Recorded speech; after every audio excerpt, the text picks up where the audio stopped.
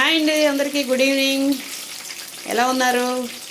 Welcome to Muddunath garden. నేను మీ భారతీయనంటే తెలిసిందే కదా. ఇవేంటని నోరు ఊరుతుందా మీకు చూడంగానే? అదేనండి, మిరపకాయ బజ్జీలు కదా, మనందరికీ ఇష్టమైన ఫేవరెట్ డిష్. వేడి వేడిగా చల్లని వాతావరణంలో తింటే ఉంటుంది ఇంకా వేరే లెవెల్ అనమాట కదా. మీకు అందరికీ తెలిసిందే. మీకు నోరు ఊరుస్తున్నాను అనుకుంటున్నా. నోరు ఊరుతుందండి, వచ్చేయండి మా ఇంటికి. ఏం లేదు ఫ్రెండ్స్, చాలా ఈజీగా చేసుకోవచ్చు.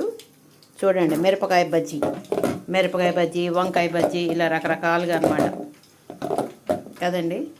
క్లైమేట్ కూల్గా ఉంది కదా, అందుకని నేను ఈ పూట స్నాక్స్లా చేస్తున్నాను.